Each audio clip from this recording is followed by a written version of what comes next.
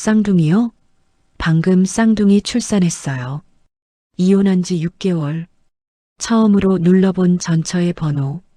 나는 그저 나 잘 살고 있다고 말하고 싶었을 뿐이었습니다. 그런데 전화기 너머에서 그녀는 울면서 말했습니다. 나 지금 수술실 앞이야. 너무 아파. 병원에 도착했을 때 유리창 너머엔 내 얼굴을 닮은 아이들이 누워 있었고 그 앞에서 나는 아빠가 아니라 완벽한 외부인이었습니다. 그리고 그 순간 들려온 충격적인 한마디. 그 불임 진단서 전부 가짜였어요. 그날 내 성공은 무너졌고 내 가족은 처음부터 조작된 거였다는 걸 알게 됩니다. 이제 남은 건 단 하나. 돌려받는 것뿐이었습니다. 영상 시작 전 채널 구독해 주시면 재밌는 영상을 가장 먼저 받아볼 수 있습니다. 그럼 오늘의 사연 시작합니다. 도준이 통창 너머로 화려하게 빛나는 도시의 야경을 내려다봅니다. 책상 위에는 방금 체결한 투자 유치 계약서와 금빛 트로피가 놓여 있습니다. 모두가 부러워하는 성공을 거머쥐었지만 도준의 마음 한구석은 시린 바람이 부는 것처럼 공허합니다. 도준이 떨리는 손으로 책상 위에 놓인 휴대폰을 집어듭니다. 이혼한 지 벌써 6개월, 도준은 단 한 번도 누르지 못했던 서연의 번호를 천천히 누릅니다.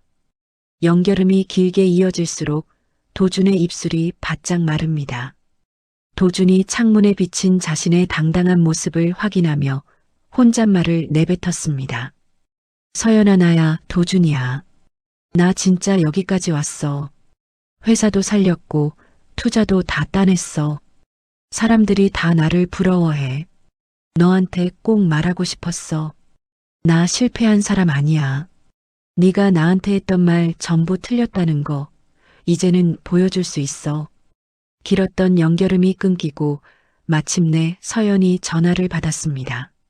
하지만 수화기 너머로 들려온 것은 도준이 예상한 차가운 목소리가 아니었습니다.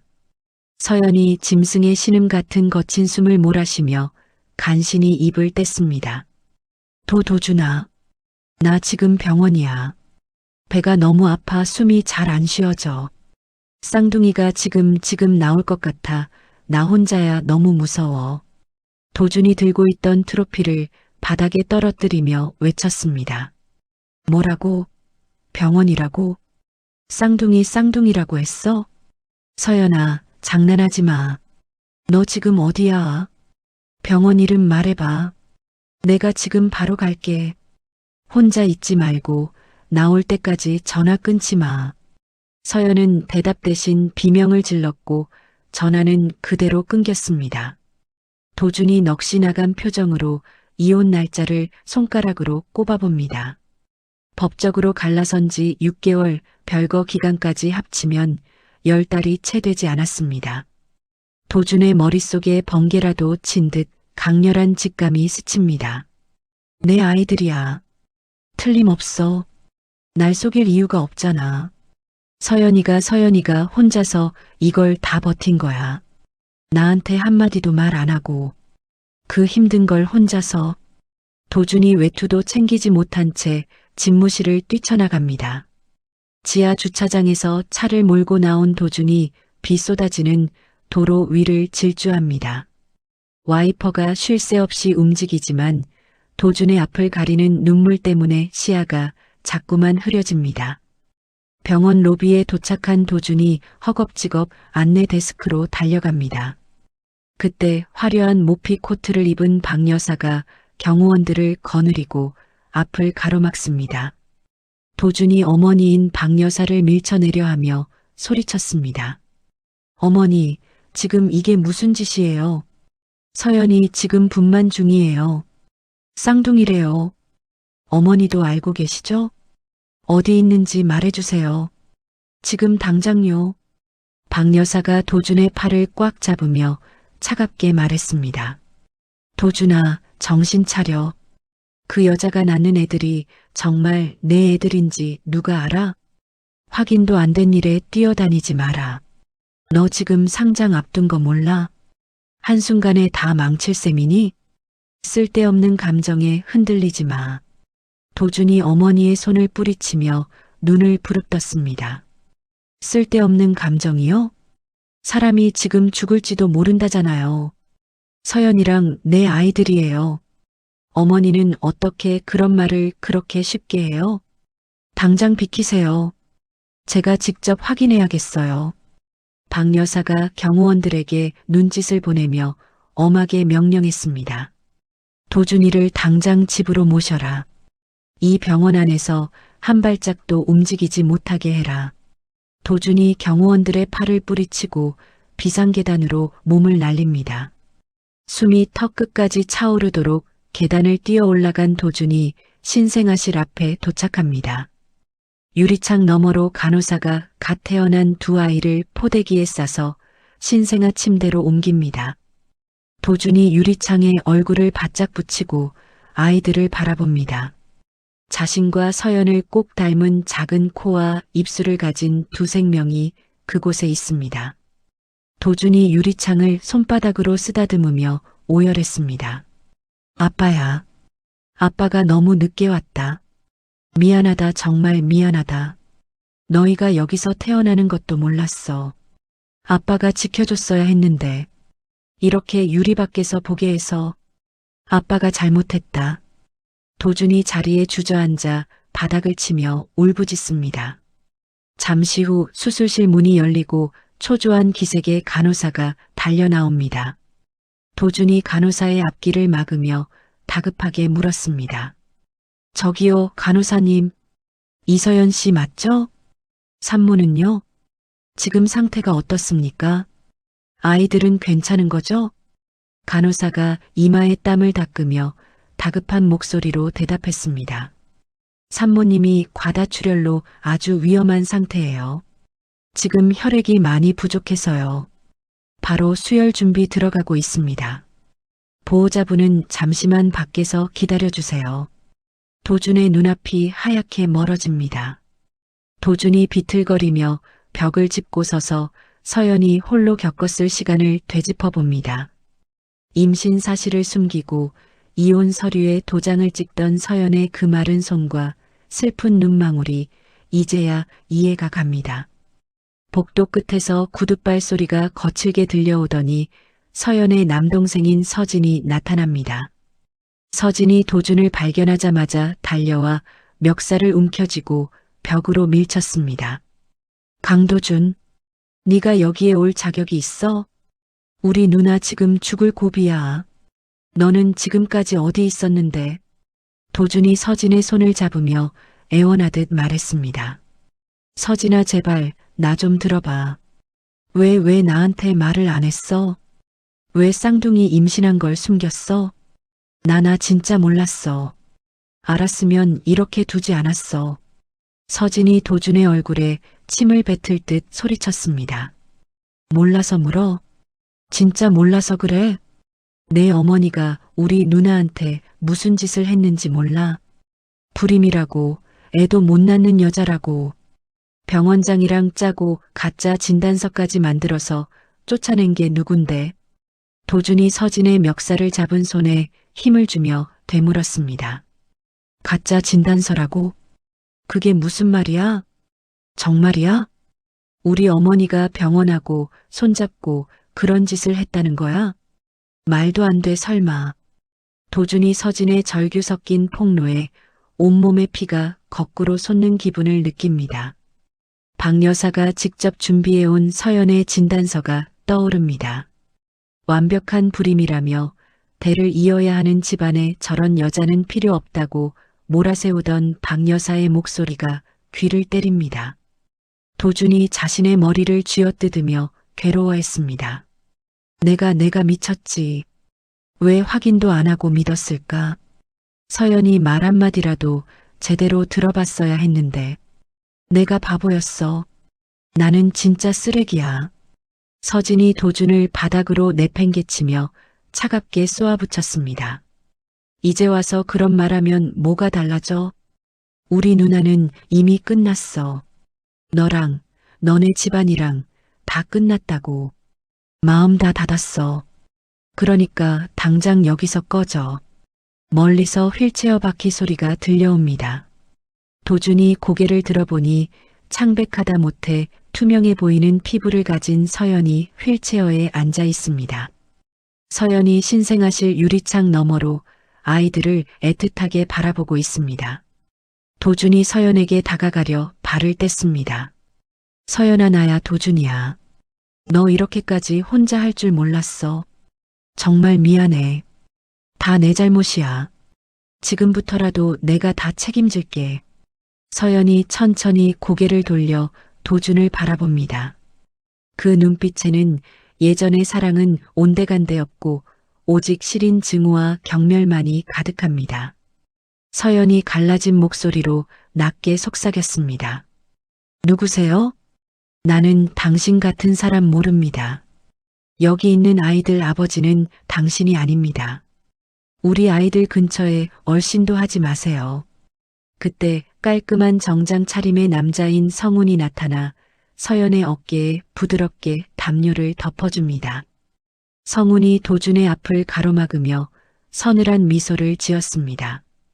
강도준 대표님, 오랜만입니다. 하지만 오늘은 이만 돌아가 주셔야겠습니다. 서연 씨는 아직 몸이 매우 안 좋습니다. 제가 보호자로서 책임지고 모시고 있습니다. 도준이 성훈의 멱살을 잡으려 하며 소리쳤습니다. 보호자라고? 네가 무슨 자격으로 보호자야? 저 사람은 내 아내였어. 저 아이들은 내 아이들이라고. 성훈이 도준의 손을 가볍게 쳐내며 단호하게 말했습니다. 남편은 6개월 전에 끝났습니다. 법적으로도 서류로도 끝났습니다. 당신이 직접 도장 찍으셨잖습니까? 경비원분들, 이분은 나가시게 해주세요. 병원 보안 요원들이 달려와 도준의 팔을 양쪽에서 붙잡습니다. 도준이 끌려나가지 않으려고 발버둥을 치지만 박 여사가 보낸 사설 경호원들까지 합세합니다. 도준이 빗물이 고인 병원 주차장 바닥으로 내동댕이 쳐집니다. 차가운 빗줄기가 도준의 몸을 적시지만 가슴속에서 타오르는 분노와 슬픔은 꺼지지 않습니다.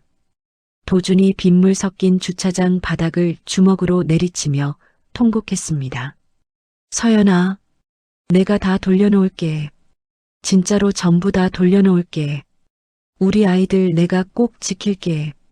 이번에는 절대 놓치지 않을게. 하지만 병원의 육중한 문은 굳게 닫힌 채 열릴 기미를 보이지 않습니다. 도준이 어둠 속에서 멀어지는 병동 건물을 바라보며 이를 악뭅니다. 도준이 비틀거리며 자신의 차로 돌아가려다 주차장 구석에 떨어진 작은 수첩 하나를 발견합니다. 서연이 떨어뜨린 것이 분명한 낡은 가죽 수첩입니다. 도준이 차 안으로 들어와 실내등을 켜고 수첩을 펼칩니다. 첫 페이지부터 도준의 이름이 적혀 있지만 그 옆에는 가슴 아픈 기록들이 가득합니다. 수첩을 넘기던 도준의 손이 사정없이 떨리기 시작합니다. 입덧 때문에 물 한 모금 못 마신 날, 도준이는 회식이라고 들어오지 않았다. 혼자 응급실에 갔다. 도준이 수첩의 내용을 소리내어 읽으며 가슴을 쥐어뜯습니다. 도준은 수첩 속에서 서연이 홀로 겪었을 10달간의 고독을 마주합니다. 그가 화려한 호텔에서 계약 성사 파티를 열고 있을 때 서연은 차가운 방에서 배를 움켜쥐고 통증을 견뎠습니다. 도준이 새 옷을 사입고 성공을 만끽할 때 서연은 아이들의 분유값을 걱정하며 낡은 옷을 수선했습니다. 도준이 수첩 마지막 장에 적힌 글귀를 보고 소리 없이 눈물을 쏟았습니다. 그래도 아이들아, 너희 아빠를 너무 미워하지 마라. 아빠는 그냥 조금 바쁜 것뿐이란다. 도준이 핸들에 머리를 박고 짐승처럼 울부짖습니다. 도준이 한참을 울다가 결연한 표정으로 고개를 듭니다. 눈물이 그친 도준의 눈에는 서늘한 광기가 서려 있습니다. 도준이 휴대폰을 꺼내 자신의 주식 브로커에게 전화를 겁니다. 전화를 받은 브로커가 의아한 목소리로 물었습니다. 강 대표님, 이 늦은 시간에 무슨 일이십니까? 내일 상장건으로 바쁘실 텐데요. 도준이 창밖의 빗줄기를 응시하며 단호하게 명령했습니다. 내 주식 전부 매각하세요. 한 주도 남기지 말고 전부요. 경영권이고 뭐고 상관없습니다. 지금 당장 현금으로 바꿀 수 있는 건 전부 다 팔아주세요. 이유는 묻지 마세요. 지금 바로 처리해 주세요. 수화기 너머로 당황한 목소리가 들려오지만 도준은 차갑게 전화를 끊습니다. 도준이 차 시동을 걸고 병원 입구를 향해 차 머리를 돌립니다. 이제 그는 돈과 명예를 쫓던 예전의 강도준이 아닙니다. 도준이 어둠이 내려앉은 도로를 응시하며 나지막이 은조렸습니다. 어머니 그리고 성운. 당신들이 서연이한테 그리고 내 아이들한테 한 짓. 나는 절대 그냥 넘기지 않겠어요. 내가 가진 전부를 걸어서라도 반드시 똑같이 갚아줄 겁니다. 도준의 차가 빗길을 가르며 거세게 출발합니다. 백미러에 비친 병원 건물이 조금씩 멀어지지만 도준의 심장 박동은 그 어느 때보다 뜨겁게 요동칩니다. 진실을 마주한 남자의 처절한 반격이 이제 막 시작되었습니다. 다음 날 아침 도준이 튄 눈을 비비며 다시 병원 복도에 나타납니다. 어제보다 더 많은 사설 경호원들이 서연의 병실 앞을 겹겹이 에워싸고 있습니다. 도준이 병실 안으로 들어가려 하자 덩치 큰 사내들이 앞을 막아섭니다. 도준이 경호원의 가슴팍을 거칠게 밀치며 소리쳤습니다. 비켜. 내가 저 안의 산모 남편이고 아이들 아빠야. 누가 나를 막아. 그때 복도 끝에서 구두 소리를 울리며 성운이 천천히 다가옵니다. 성운이 도준의 어깨를 밀치고 병실 문 앞에 서서 냉소적인 웃음을 지었습니다. 강도준 대표님, 아직도 상황 파악이 안 되십니까? 여기 당신 자리는 없습니다. 성운이 도준을 비상구 안쪽으로 거칠게 끌고 들어가 문을 닫습니다. 성운이 도준의 넥타이를 거칠게 잡아당기며 매서운 눈빛으로 쏘아붙였습니다. 서연이가 입덧 때문에 물 한 모금 못 넘기고 피를 토할 때 당신 어디 있었어? 투자 유치 성공했다고 샴푸 마시며 웃고 있었지? 도준이 성운의 손을 뿌리치며 벽으로 밀쳐냈습니다. 내 가정사야. 네가 뭔데 서연이 옆에서 보호자 행세를 하는 거냐고. 성운이 옷매무새를 다듬으며 비웃음 섞인 목소리로 대답했습니다. 내가 보호자가 아니라 서연이가 당신을 가해자로 지목했어. 아이들에 대한 친생자인지 양육비? 서연이가 단칼에 거절했으니 꿈도 꾸지 마. 도준이 성운을 뒤로하고 서연의 병실 문으로 달려갑니다. 마침 병실 문이 열리고 박 여사가 거만한 걸음걸이로 밖을 나옵니다. 도준이 어머니인 박 여사의 팔을 붙잡고 떨리는 목소리로 물었습니다. 어머니, 서연이한테 무슨 말씀하신 거예요? 설마 또 상처 주신 건 아니죠? 박 여사가 도준의 손을 차갑게 뿌리치며 손수건으로 팔을 닦았습니다. 상처라니? 나는 그 아이에게 기회를 준 거다. 애들을 나한테 넘기고 외국으로 떠나면 평생 먹고 살 돈을 주겠다고 했어. 도준이 머리를 감싸쥐며 바닥을 향해 고함을 질렀습니다. 어머니, 제발 그만하세요. 서연이가 저 아이들을 어떻게 지켰는데 그런 잔인한 소리를 하세요. 박 여사가 도준의 뺨을 세차게 내리치며 서늘하게 경고했습니다. 강도준, 네가 지금 누구 덕분에 그 자리에 앉아 있는지 잊었니? 그 천한 아이들이 내 인생의 걸림돌이 되게 두지 않겠다. 도준이 뺨을 어루만지며 어머니를 낯선 사람 보듯 바라봅니다. 평생을 존경하고 따랐던 어머니가 오늘따라 괴물처럼 느껴집니다. 도준이 박 여사의 눈을 똑바로 응시하며 단호하게 선언했습니다. 어머니와 저는 오늘부로 끝입니다. 저 아이들이 천하다면 그 아이들의 아빠인 저도 천한 거겠죠. 이제 다시는 저를 아들이라 부르지 마세요.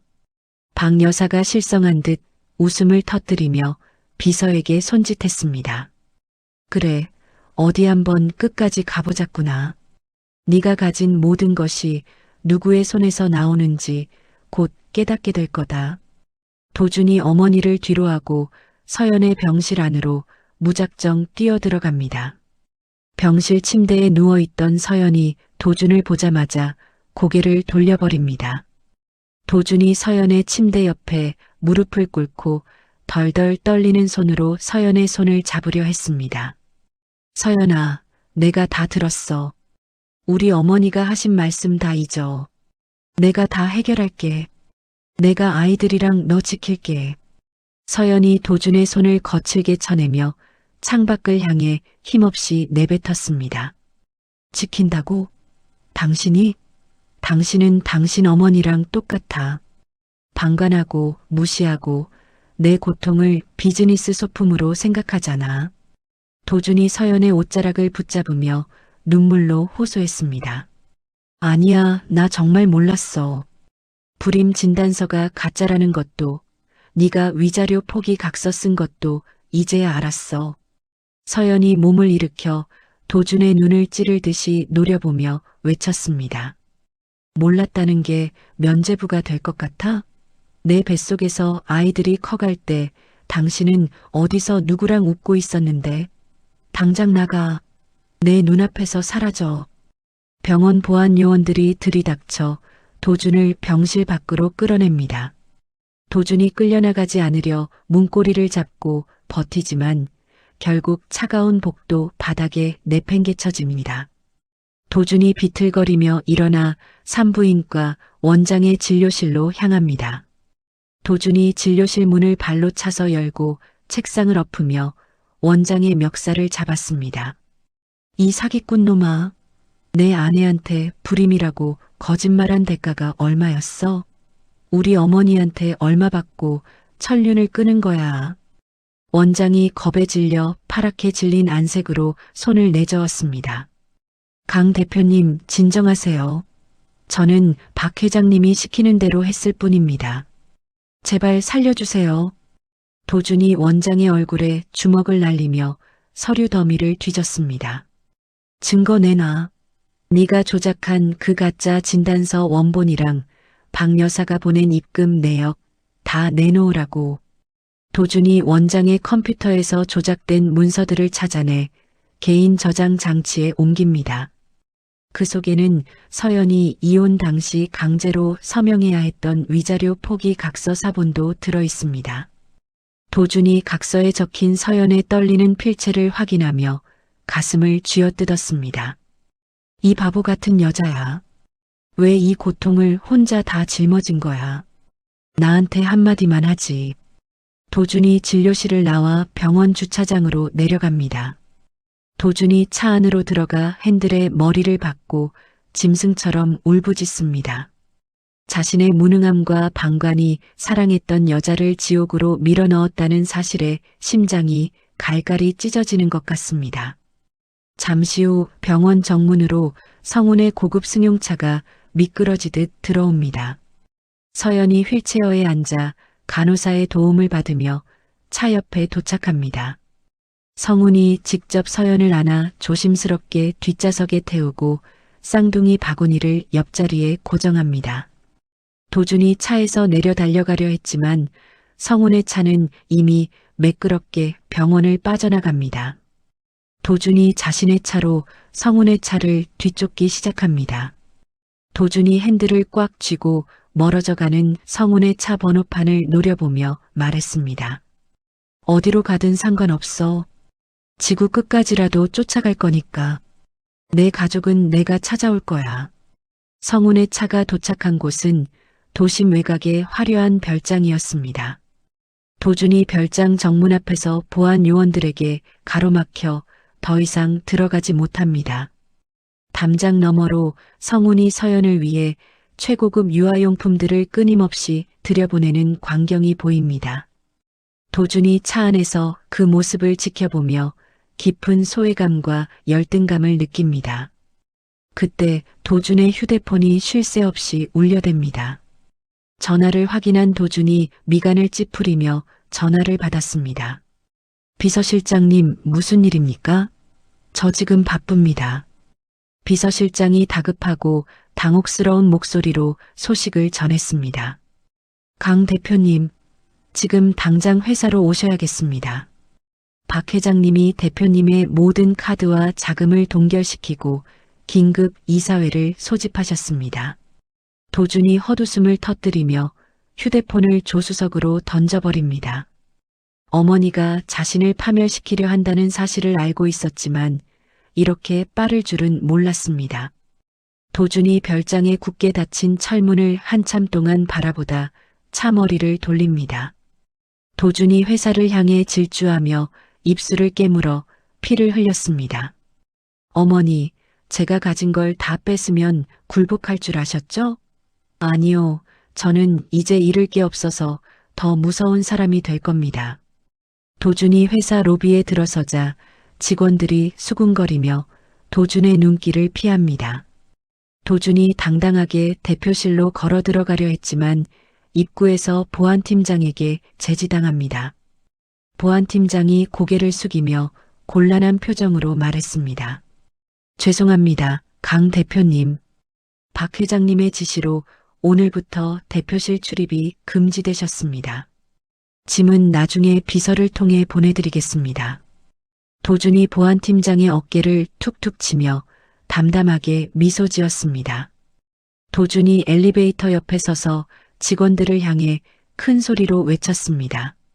여러분, 저 강도준입니다. 오늘 오후에 있을 이사회, 제가 직접 참석하겠습니다. 숨겨진 진실이 무엇인지 여러분도 똑똑히 보게 될 겁니다. 도준이 로비를 빠져나와 자신의 오피스텔로 향합니다.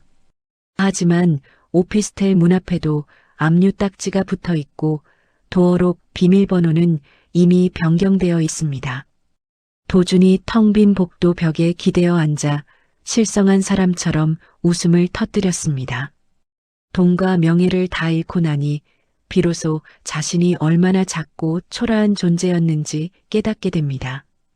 도준이 편의점 의자에 앉아 서연에게 마지막 메시지를 보냅니다. 도준이 떨리는 손가락으로 휴대폰 화면에 한자 정성스럽게 적었습니다.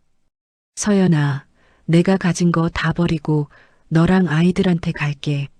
모든 걸 돌려놓을 테니 기다려줘.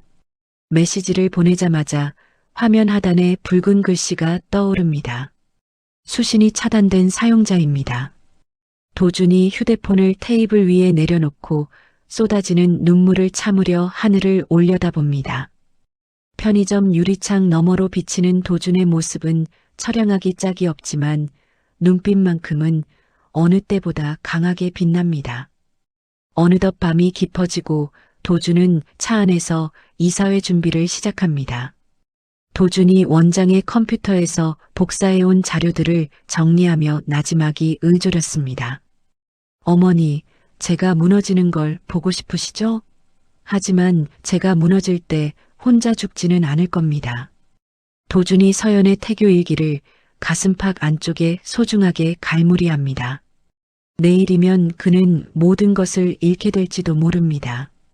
하지만 처음으로 그는 올바른 길을 걷고 있다는 확신을 가집니다. 도준이 차의 실내등을 끄고 어둠 속에서 이사회의 운명적인 아침을 기다립니다. 사랑과 진실을 되찾기 위한 남자의 외로운 전쟁이 이제 본격적인 막을 올립니다. 일주일 뒤 도준은 낡은 차 안에서 며칠째 잠을 자며 서연의 행방을 찾고 있습니다. 흥신소에서는 성운의 별장 보안이 너무 강력해서 접근조차 불가능하다는 답변만 반복합니다. 도준이 덥수룩하게 자란 수염을 매만지며 핸들을 주먹으로 내리쳤습니다. 도대체 어디에 숨긴 거야? 성운이 그놈이 서연이랑 아이들을 어떻게 하려는 건데? 도준이 핏발선 눈으로 창밖을 응시하자 휴대폰에서 요란한 알람 소리가 울려 퍼집니다. 인터넷 포털 사이트 메인 화면에 도준의 얼굴과 함께 자극적인 기사가 도배되고 있습니다. 도준이 떨리는 손으로 기사 제목을 소리내어 읽었습니다. 부도덕한 기업가 강도준의 두 얼굴. 임신한 아내를 버리고 성공을 택했나? 나레이션은 이 악의적인 기사가 순식간에 퍼져나가며 도준의 회사 주가가 곤두박질치는 비극을 설명합니다. 도준이 다급하게 자신의 사업 파트너였던 김 대표에게 전화를 걸었습니다. 김 대표는 한참 만에 전화를 받더니 아주 차갑고 거만한 목소리로 말했습니다. 강 대표, 이제 우리 사업은 끝났어. 투자자들도 다 등을 돌렸다고. 나도 내 살 길 찾아야지. 도준이 김 대표의 배신에 충격을 받아 목소리를 높였습니다. 김 대표님, 우리 같이 고생해서 여기까지 왔잖아요. 그 기사 다 거짓말인 거 아시면서 왜 이러세요? 김 대표가 껄껄 웃으며 비아냥거리는 투로 대답했습니다. 거짓말이든 아니든 세상 사람들은 믿고 싶은 대로 믿는 법이야. 사실 말이야, 성훈 이사장이 나한테 아주 좋은 제안을 했거든. 자네 지분을 헐값에 넘기라고 말이야. 도준이 휴대폰을 꽉 쥐며 부르르 떨었습니다. 성훈이 단순한 조력자가 아니라 도준의 회사를 집어삼키려는 거대한 음모의 몸통이었다는 사실이 드러나는 순간입니다. 성훈은 화려한 거실에서 서연에게 도준의 몰락이 담긴 뉴스를 보여줍니다. 서연이 얼굴을 감싸쥐며 고개를 저었습니다. 도준이가 정말 이런 일을 당하고 있는 거야? 아무리 미워도 이건 너무 가혹해. 성훈이 서연의 어깨에 손을 올리며 아주 다정하지만 소름 돋는 목소리로 속삭였습니다. 서연아, 이게 강도준의 진짜 모습이야. 저 남자는 너와 아이들을 책임질 능력이 없어. 오직 나만이 너희를 안전하게 지켜줄 수 있다는 걸 이제는 알아야지. 서연이 성훈의 손을 살며시 밀어내며 의심스러운 눈초리로 바라보았습니다. 오빠는 왜 이렇게까지 하는 거야? 정말 나를 위해서야 아니면 다른 이유가 있는 거야? 성훈이 서연의 눈을 피하며 비서에게 과일 쟁반을 가져오라고 손짓했습니다. 도준은 이제 갈 곳이 없습니다. 도준이 무작정 차를 몰아 서연이 결혼 전 자주 갔던 동네 꽃집 근처로 향합니다. 도준이 꽃집 유리창 너머로 시든 꽃들을 바라보며 나지막이 을조렸습니다. 서연아, 여기서 네가 꽃향기를 맡으며 웃던 게 엊그제 같은데 내가 다 망쳐버렸어.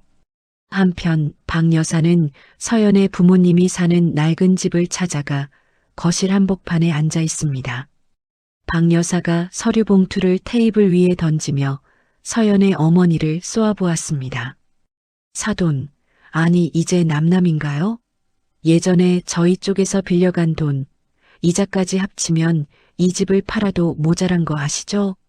서연의 아버지가 가슴을 움켜쥐며 받은 기침을 내뱉었습니다. 박 회장님, 어떻게 이럴 수가 있습니까? 우리 서연이가 그 집에서 겪은 고통이 얼만데 이제 와서 빚 독촉까지 하시는 겁니까? 박 여사가 우아하게 차를 한 모금 마시며 잔인한 제안을 건넸습니다. 아이들 친권 포기 각서 쓰세요. 그럼 이 빚은 없던 일로 해드리고 서연이 치료비도 넉넉히 주겠습니다. 안 그러면 이 집에서 당장 길거리로 나앉게 될 겁니다. 이 소식을 전해 들은 서연은 극심한 스트레스를 견디지 못하고 거실 바닥에 쓰러집니다. 성훈의 비명과 함께 서연은 다시 병원 응급실로 실려갑니다. 병원 근처를 배회하던 도준은 구급차가 들어가는 모습을 보고 미친 듯이 응급실로 뛰어들어갑니다. 도준이 보안 요원들을 피해 청소도구함 뒤에 숨어 있다가 서연의 침대 곁으로 다가갔습니다. 서연이 산소 마스크를 쓴 채 가쁘게 숨을 몰아쉬며 신음하고 있습니다. 도준이 서연의 창백한 손을 잡고 눈물을 흘리며 말했습니다. 서연아, 나왔어. 제발 정신 좀 차려봐. 내가 다 잘못했어. 너 죽으면 나도 못 살아. 그때 성훈이 경호원들과 함께 나타나 도준의 뒷덜미를 잡아채며 소리쳤습니다. 이 미친놈이 여기가 어디라고 또 나타나? 당장 이 손 치우지 못해. 도준이 성훈의 멱살을 잡고 벽으로 밀어붙이며 포효했습니다. 최성훈, 네가 김 대표랑 짜고 내 회사 무너뜨리려는 거 다 알아. 서연이 이용하지 말고 차라리 나랑 결판을 내. 성훈이 도준의 손을 거칠게 쳐내며 비웃음 섞인 목소리로 대답했습니다. 회사가 무너지는 건 내 무능함 때문이지 내 탓이 아니야. 서연이는 이미 너라는 존재 자체를 끔찍해하고 있어. 네가 나타날 때마다 서연이가 쓰러지는 거 안 보여? 두 남자의 고성이 울려 퍼지자 의식을 되찾은 서연이 산소 마스크를 벗어 던졌습니다. 서연이 침대를 짚고 간신히 일어나 두 사람을 향해 절규했습니다. 둘 다 나가. 제발 내 눈앞에서 사라지라고. 너희 둘 다 똑같아. 나를 사람으로 보는 게 아니라 자기들 장난감으로 생각하잖아. 서연이 발작하듯 소리를 지르자 간호사들이 달려와 도준과 성훈을 밖으로 끌어냅니다.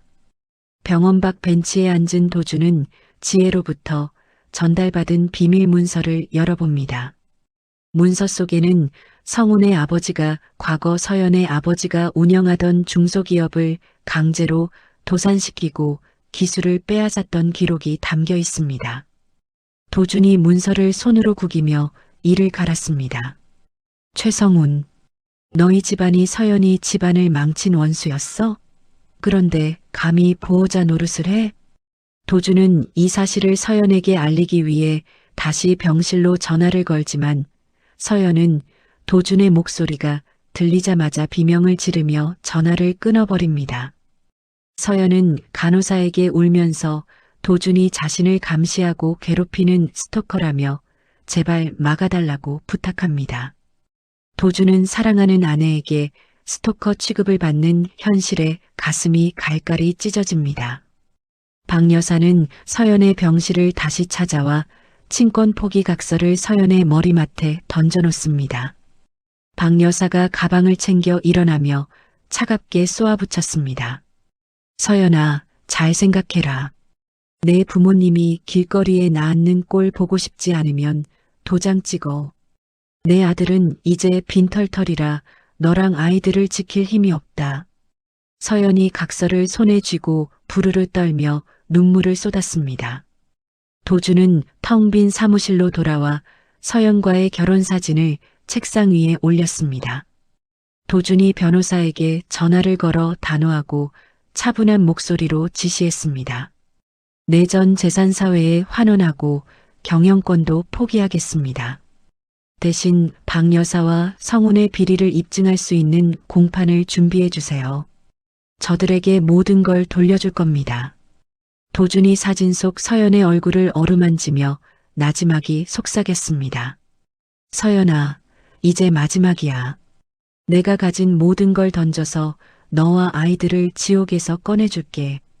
도준의 눈에는 슬픔 대신 서슬퍼런 결의가 서려 있으며 어둠이 깊게 내려앉은 사무실 안에서 도준은 홀로 운명의 공판을 준비합니다.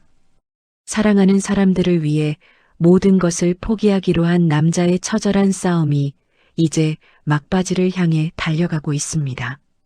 다음 날 오후 도준은 모든 직원이 떠난 텅 빈 사무실에서 나와 서연이 결혼 전 자신의 꿈이라며 보여주었던 도심 근교의 낡은 화원 부지를 찾아가 작초만 무성한 땅을 멍하니 바라봅니다. 도준이 무너진 담장 틈새를 뒤적이다 빗물에 젖어 얼룩진 낡은 수첩과 초음파 사진 한 장을 발견하고는 그것을 가슴에 품은 채 흙바닥에 주저앉아 통곡했습니다. 서연아, 네가 여기서 이런 꿈을 꾸고 있을 때 나는 도대체 무엇을 보고 있었던 걸까? 정말 미안하다. 내가 너무 늦었지. 도준이 손톱 밑에 흙이 박히는 줄도 모르고 바닥을 긁으며 서연의 이름을 부르짖자 마른 하늘에서 떨어진 빗방울이 도준의 고독한 어깨를 적십니다. 절망의 끝에서 땅바닥만 보던 도준의 머리 위로 노란 우산 하나가 씌워지고 도준이 고개를 들자 그곳에는 서연의 유일한 친구이자 도준의 비서였던 지혜가 눈물을 글썽이며 서 있습니다. 지혜가 커다란 상자 하나를 도준에게 내밀며 낮은 목소리로 말했습니다. 도준 씨, 서연이가 이혼하고 짐 정리할 때 차마 버리지 못해서 저한테 맡겼던 물건들이에요. 도준 씨가 쓴 편지랑 서연이가 매일 아침 챙겨주던 비타민 통까지 다 들어있어요. 도준이 상자 안에 가지런히 놓인 자신의 낡은 셔츠와 빛바랜 편지들을 어루만지며 차가운 빗물 속에서도 가슴 속 깊은 곳에서 뜨거운 불꽃이 다시 피어오르는 것을 느낍니다. 지혜가 도준의 옆에 쪼그려 앉아 서연이 임신 기간 내내 아이들의 이름을 지으며 얼마나 울었는지 아빠 없는 아이로 키우기 싫어 밤마다 도준의 사진을 보며 대화했다는 이야기를 전해줍니다. 지혜가 손수건으로 눈가를 훔치며 간절하게 덧붙였습니다. 서연이는 도준 씨를 증오한다고 말하지만 사실 아이들이 아빠의 성을 따르지 못하고 성훈 씨 밑에서 자라게 될까봐 매일 밤잠을 설쳤어요. 이게 도준 씨에게 주어진 정말 마지막 기회예요. 도준이 상자를 꽉 껴안으며 지혜의 눈을 똑바로 응시하고는 이제 돈과 명예가 아닌 오직 가족을 위해 자신의 목숨까지 던질 준비가 되었음을 조용히 선언합니다. 도준이 즉시 이사회를 소집하여 성훈과 주주들 앞에 당당히 나타나고 자신의 모든 경영권과 지분을 성훈에게 양도하겠다는 파격적인 계약서를 테이블 위에 던집니다. 도준이 성훈의 눈을 서늘하게 쏘아보며 단호하고 무게감 있는 목소리로 말했습니다. 내 회사와 기술, 네가 그토록 원하던 거 다 가져가라. 대신 조건이 있다. 지금 이 순간부터 서연이 주변에서 영원히 사라지고 우리 아이들에게 손대지 않겠다고 약속해. 성훈이 예상치 못한 도준의 제안에 당황하며 서류를 만지작거리자 도준은 일말의 미련도 없다는 듯 펜을 들어 자신의 이름 위에 거침없이 서명을 남기고 회의실을 빠져나옵니다. 도준이 회사를 포기하고 전처와 아이들을 선택했다는 소식은 순식간에 언론에 퍼지고 이를 전에 들은 박 여사가 도준이 오피스텔로 들이닥쳐 도준의 짐가방을 발로 차며 분노를 쏟아냅니다. 박 여사가 도준의 멱살을 잡으려 팔을 휘두르며 악에 받친 목소리로 소리쳤습니다. 강도준, 네가 미쳐도 단단히 미쳤구나. 그까짓 계집애랑 핏덩이들 때문에 가문을 팔아넘겨. 당장 가서 계약 취소하고 빌어. 도준이 어머니의 손을 차갑게 뿌리치며 짐가방을 챙겨 들고는 이제 어머니의 아들이 아닌 한 여자의 남편이자 두 아이의 아빠로 살겠다며 다시는 자신을 찾지 말라는 마지막 인사를 남깁니다. 도준은 서연의 화원 부지에 텐트를 치고 생활하며 직접 집을 짓기 시작하고 화려한 정장 대신 땀에 절은 작업복을 입은 채 매일 새벽부터 밤늦게까지 벽돌을 나르고 흙을 반죽합니다. 도준이 무거운 목재를 어깨에 메고 비틀거리면서도 입가에는 엷은 미소를 띠며 혼잣말을 중얼거렸습니다. 민준아, 서아야, 아빠가 너희들을 위해서 세상에서 가장 예쁜 꽃집을 만들어줄게. 조금만 기다려줘. 거친 작업으로 인해 손마디가 터지고 온몸에 멍이 들었지만 도준은 육체적인 고통보다 서연과 아이들을 향한 그리움이 더 크다는 것을 깨달으며 묵묵히 망치질을 이어갑니다. 한편 서연은 지혜가 몰래 찍어보낸 도준의 공사 현장 영상을 보게 되고 먼지를 뒤집어 쓴 채 컵라면으로 끼니를 때우며 집짓기에 전념하는 도준의 처절한 모습을 보며 커다란 충격을 받습니다.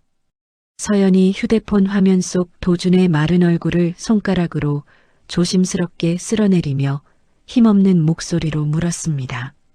지혜야, 이 사람 정말 왜 이러는 걸까? 자존심 빼면 시체인 사람이 어떻게 저런 곳에서 저러고 있어? 서연의 마음속에 견고하게 쌓여있던 불신의 성벽에 미세한 균열이 생기기 시작하고 밤마다 도준이 짓고 있는 그 집이 서연의 꿈속에 나타나 그녀의 마음을 흔들어 놓습니다.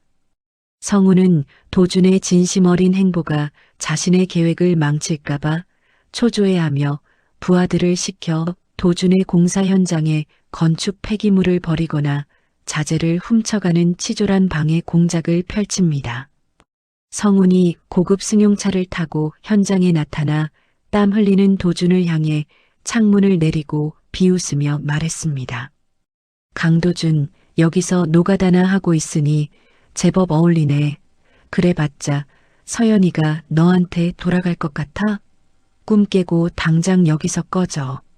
도준은 성운의 도발에도 아랑곳하지 않고 묵묵히 흙을 파헤치며 오직 서연과 아이들이 머물 보금자리를 완성하겠다는 일념 하나로 성운의 조롱을 파도처럼 견뎌냅니다. 어느 날 밤 예기치 못한 태풍과 폭우가 쏟아지며 아직 완공되지 않은 집의 기초 공사 부분이 토사에 쓸려 내려갈 위기에 처하자 도준은 맨몸으로 빗속에 뛰어듭니다. 도준이 삽을 들고 쏟아지는 진흙탕을 막아서며 아이들의 태명과 서연의 이름을 목이 터져라 부르짖었습니다. 안 돼. 여기는 우리 애들이 살 곳이야. 절대로 무너지게 두지 않아. 서연아, 내가 지킬게.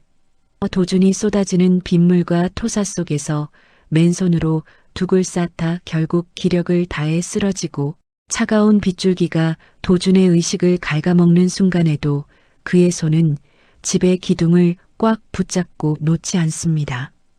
도준이 눈을 떴을 때 코끝을 찌르는 소독약 냄새와 함께 하얀 천장이 보이고 옆에서 누군가 자신의 손을 꼭 잡고 흐느끼는 소리가 들려 도준은 천천히 고개를 돌립니다.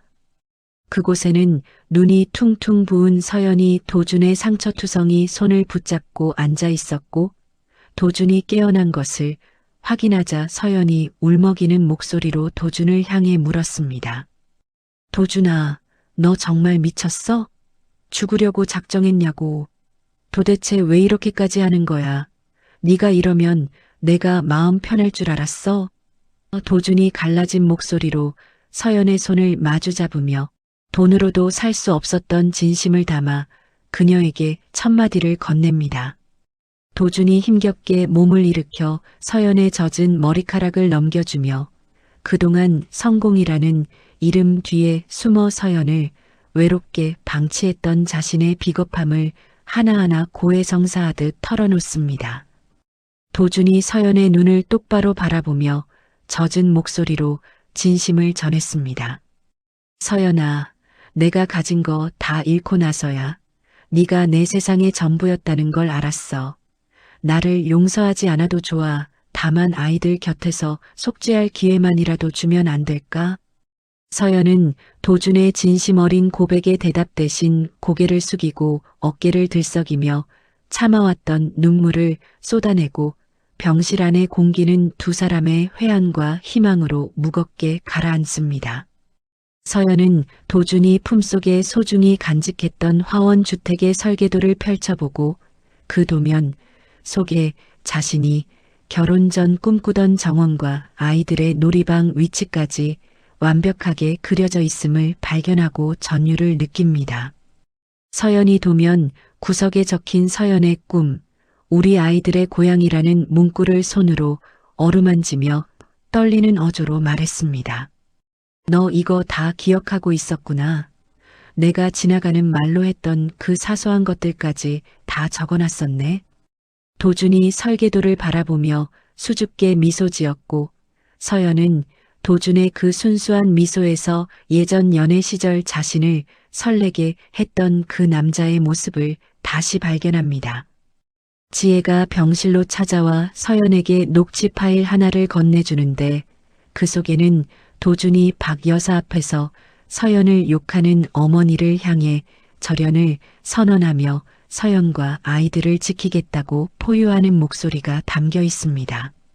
서연이 녹취록 속 도준의 절박한 외침을 들으며 눈물을 닦고는 도준이 자신을 지키기 위해 얼마나 거대한 벽과 싸워왔는지 비로소 온전히 이해하게 됩니다. 지혜가 서연의 손을 꽉 잡으며 확신에 찬 어조로 덧붙였습니다. 서연아, 도준 씨는 이제 예전의 그 사람이 아니야. 너랑 아이들을 위해서라면 정말 모든 걸 버릴 준비가 된 사람이야. 성훈이 병실로 들이닥쳐 서연을 다시 데려가려 하지만 서연은 차가운 눈빛으로 성훈의 손을 뿌리치고 도준의 침대 옆으로 한 걸음 더 다가섭니다. 서연이 성훈을 향해 단호하고 매서운 목소리로 일갈했습니다. 오빠가 우리 아빠 회사를 어떻게 망쳤는지 다 들었어. 나를 돕는 척하면서 도준이 회사를 뺏으려 했던 것도 다 알아. 당장 여기서 나가. 성훈이 당황하며 변명하려 했지만 서연의 완강한 태도에 입을 다물고 도준은 서연의 등 뒤에서 그녀의 단호한 결단을 묵묵히 지지하며 성훈을 응시합니다. 며칠 뒤 병원에서 퇴원한 도준은 상처가 채 아물기도 전에 다시 화원부지로 달려가 서연이 가장 좋아하던 보라색 라벤더와 장미 모종을 정성스럽게 심으며 그녀를 맞이할 준비를 합니다. 도준이 꽃을 심다 말고 대문 쪽을 바라보며 가슴 벅찬 기대감을 담아 나지막하게 속삭였습니다. 서연아, 이제 곧 봄이 오면 여기 꽃들이 가득 피어날 거야. 그때는 우리 아이들이랑 같이 여기서 웃을 수 있겠지.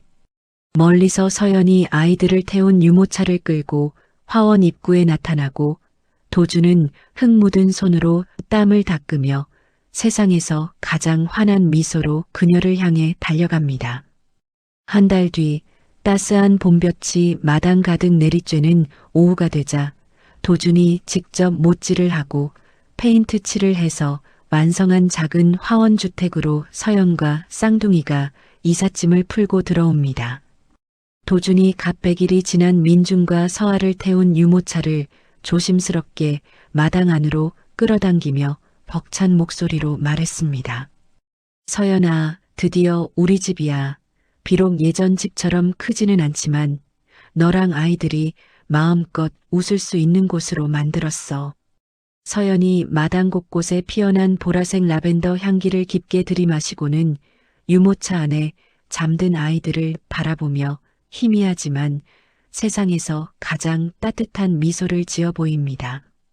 쌍둥이의 100일잔치 날 아침, 도준은 새벽부터 시장에 나가 정성스럽게 고른 쌀과 과일로 잔치상을 차리고 서연의 부모님과 친구 지혜를 초대하기 위해 직접 만든 초대장을 돌립니다. 도준이 앞치마를 두르고 주방에서 떡을 찌고 나물을 무치며 땀을 흘리자 서연이 곁으로 다가와 수건으로 도준의 이마를 닦아주며 다정하게 속삭였습니다. 도준아, 너무 무리하지 마. 당신 손가락 다친 것도 아직 안 나았잖아. 도준이 서연의 손을 잠시 맞잡고는 허허 웃으며 사랑하는 가족을 위해 음식을 준비하는 이 순간이 인생에서 가장 행복한 시간이라고 대답합니다. 잔치가 시작되고 서연의 아버지가 거실로 들어서자 도준은 입고 있던 셔츠 매무새를 가다듬고는 어른들 앞에 무릎을 꿇고 정중하게 절을 올리며 과거의 잘못을 구합니다. 도준이 바닥에 머리를 조아리고는 떨리는 목소리로 장인어른과 장모님을 향해 진심을 전했습니다. 장인어른, 장모님, 그동안 못난 사위 때문에 우리 서연이가 얼마나 고생했는지 이제야 알았습니다. 죽을 때까지 속죄하는 마음으로 서연이랑 아이들 행복하게 해주겠습니다. 서연의 아버지가 도준의 어깨를 토닥이며 이제 다 지난 일이라고 아이들 잘 키우며 살라고 따뜻하게 다독이자 거시라는 훈훈한 온기로 가득 찹니다. 갓 100일을 맞은 민준이 도준의 품에 안겨 처음으로 방긋 웃으며 옹알이를 터뜨리자 그 모습을 지켜보던 서연은 가슴속 깊이 쌓여있던 원망의 벽이 녹아내리는 것을 느끼며 도준이 어깨에 머리를 기댑니다. 서연이 아이의 작은 손가락을 만지며 도준의 귀에 대고 나지막이 말했습니다. 도준아, 민준이가 아빠를 알아보고 웃나 봐. 신기하다. 정말 우리한테도 이런 날이 오는구나. 도준이 서연의 어깨를 감싸 안으며 고개를 끄덕였고 두 사람의 눈에는 과거의 아픔이 아닌 미래를 향한 희망의 눈물이 맺힙니다. 손님들이 돌아간 뒤 도준은 서연과 나란히 앉아 쌍둥이를 목욕시키고 우유를 먹이는 소소한 일상을 함께하며 예전에는 미처 알지 못했던 평범한 행복의 소중함을 뼛속 깊이 깨닫습니다. 도준이 젖병을 들고 서아에게 우유를 먹이며 서연을 향해 장난스럽게 웃어 보였습니다. 서연아, 나 이제 우유 먹이는 거 제법 소질 있지 않아? 기저귀 가는 건 내가 너보다 더 빠른 것 같아. 서연이 도준의 서툰 손놀림을 보며 깔깔대고 웃고는 이런 소소한 대화가 오가는 저녁 식탁이 그 어떤 화려한 파티보다 값지다는 사실을 새삼 확인합니다.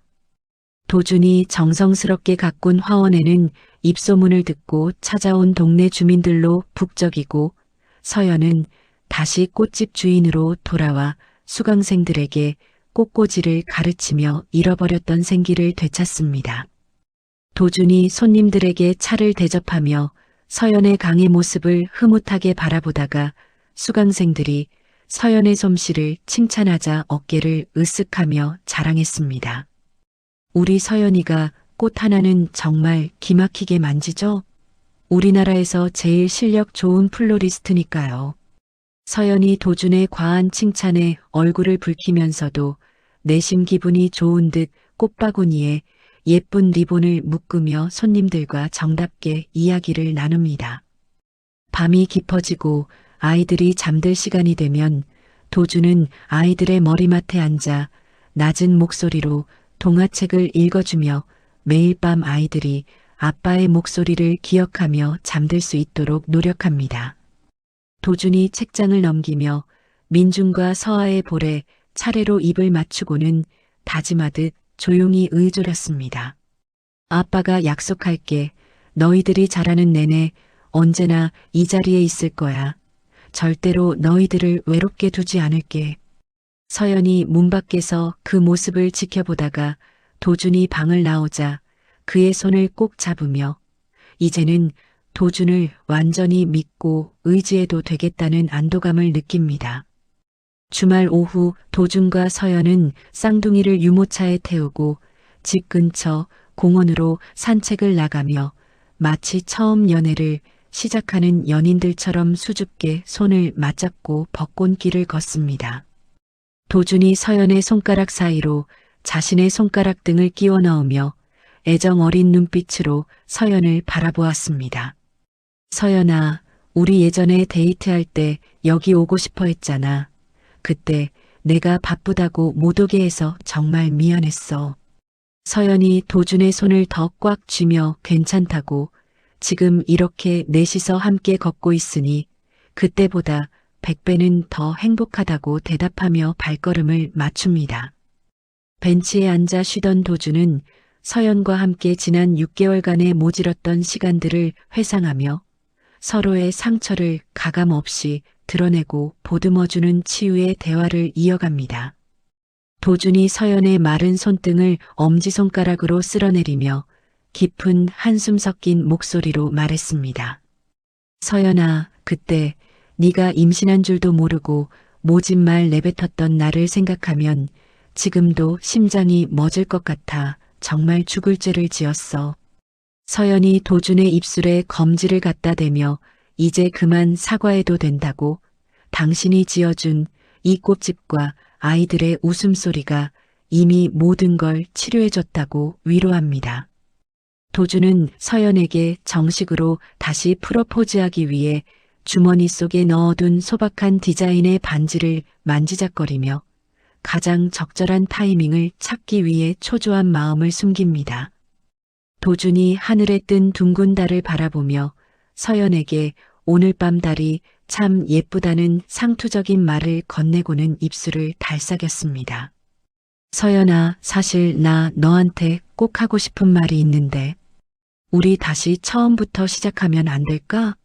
서연이 도준의 진지한 표정에 장난기 가득한 눈빛을 보내며 반지부터 꺼내고 말하라며 도준의 긴장을 풀어주는 여유를 보입니다. 도준이 직접 운영하는 화원의 소셜미디어 계정에는 꽃보다 예쁜 가족의 일상이 올라오며 수천 명의 팔로워가 생기고 덕분에 화원은 경제적으로도 빠르게 자립하며 안정 궤도에 오릅니다.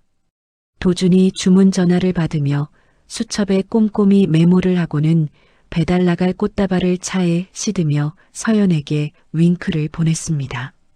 서연아, 오늘도 주문이 꽉 찼어. 우리 올해 안에 아이들 대학 등록금까지 다 벌어두는 거 아닐까 몰라. 서연이 도준의 활기찬 모습에 웃음을 터뜨리며 돈은 천천히 벌어도 좋으니 그저 지금처럼 건강하게만 곁에 있어 달라고 당부합니다.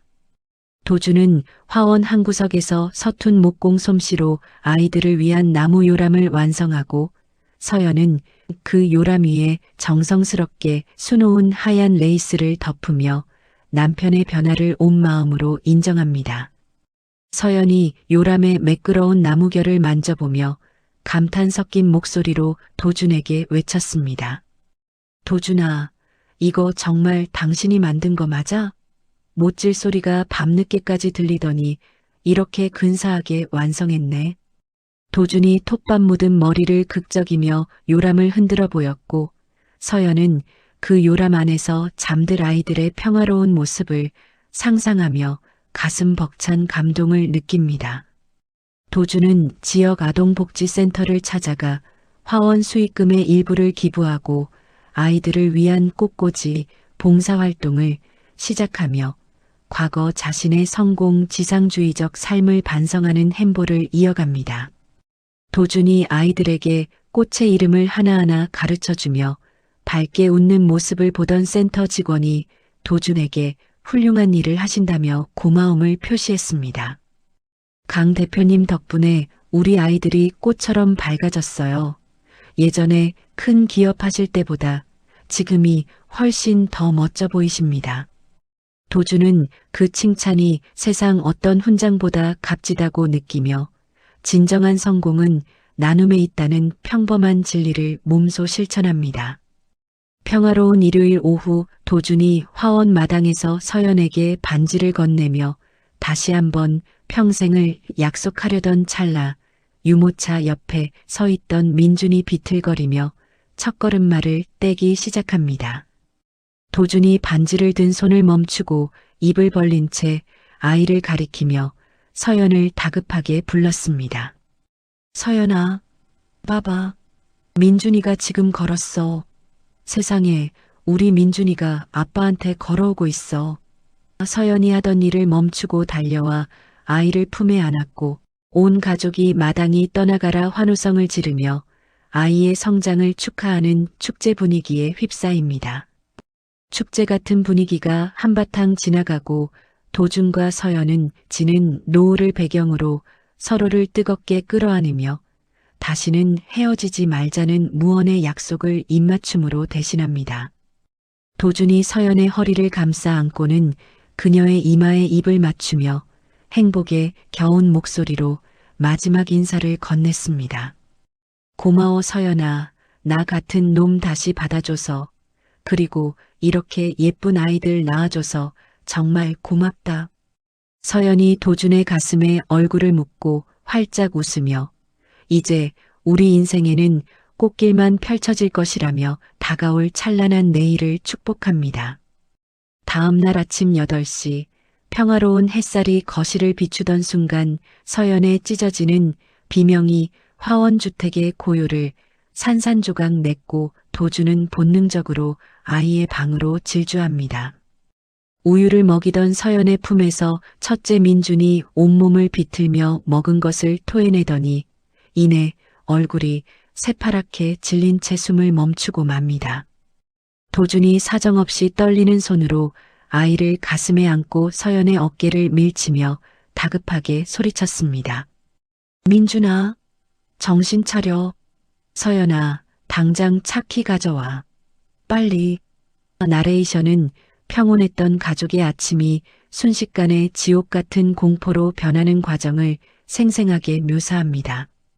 타이어 타는 냄새가 날 정도로 차를 몰아 응급실에 도착했지만 정밀 검사 끝에 들려온 소식은 도준과 서연의 심장을 얼려버릴 만큼 잔인한 청천벽력입니다. 담당 의사가 차트를 넘기며 한숨을 내쉬더니 민준이 선천적으로 심장 판막에 기형이 있었고 지금 당장 수술하지 않으면 오늘 밤을 넘기기 어렵다는 사망 선고와 다름없는 말을 내뱉습니다. 서연이 의사의 가운 소매를 붙잡고 바닥에 주저앉으며 처절하게 울부짖었습니다. 선생님, 우리 민준이 좀 살려주세요. 어제까지만 해도 웃던 아이예요. 제발요. 도준은 의사의 말을 들으며 세상이 무너져 내리는 아찔한 현기증에 벽을 짚고 간신히 버텨섭니다. 도준은 수술비를 마련하기 위해 화원 부지와 집을 담보로 대출을 받으려 다급하게 은행으로 향하지만 창구 직원은 고개를 저으며 싸늘한 서류 한 장을 내밉니다. 도준이 대표직에서 물러나기 전 서명했던 연대보증 서류를 근거로 도준의 모든 계좌와 부동산에 압류가 걸려 자금이 완전히 동결되었다는 사실을 그제야 깨닫게 됩니다. 도준이 은행 창구를 주먹으로 내리치며 직원에게 소리쳤습니다. 내 아이가 죽어간단 말이야. 내 돈 내가 쓰겠다는데 왜 안 된다는 거야. 하지만 돌아오는 것은 차가운 규정 타령과 보안 요원들의 따가운 시선뿐입니다. 도준이 절망에 빠져 병원 로비로 돌아왔을 때 화려한 모피를 두른 박 여사가 마치 이 모든 상황을 기다렸다는 듯 거만한 걸음걸이로 나타납니다.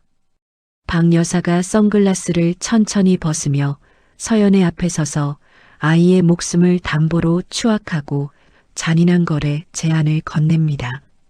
서연아, 내 부모 집까지 길거리로 나앉게 생긴 마당에 애를 어떻게 살릴 거니? 아이를 나한테 넘기겠다고 약속해라. 그럼 내가 당장 해외에서 최고 전문의를 불러오마.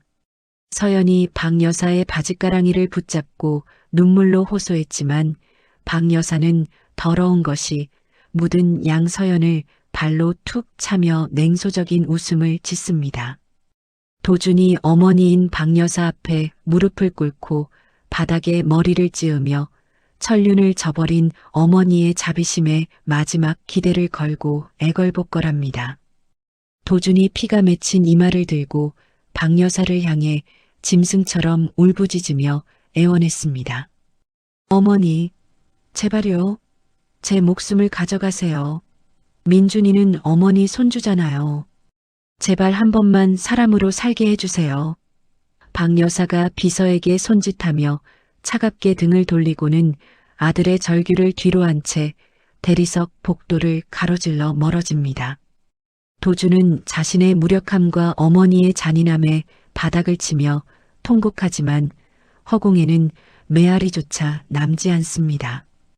병원 복도 한 구석에서 이 모든 광경을 지켜보던 성훈이 도준에게 다가와 멱살을 움켜쥐고 벽으로 거칠게 밀어붙이며 비수를 꽂는 말을 내뱉습니다.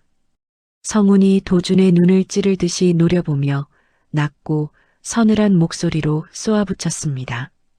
강도준, 내 그 잘난 자존심 때문에 아이가 죽어가고 있어.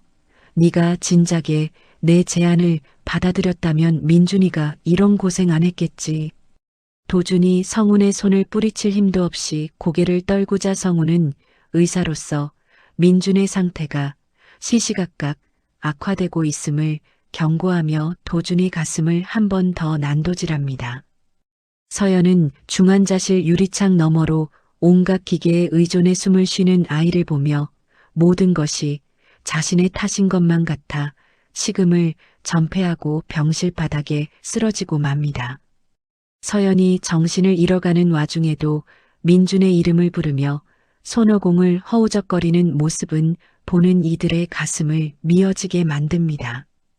나레이션은 주인을 잃은 화원의 꽃들이 약속이라도 한 듯 시들어가는 풍경을 묘사하며 가족에게 닥친 불행의 깊이를 암시합니다.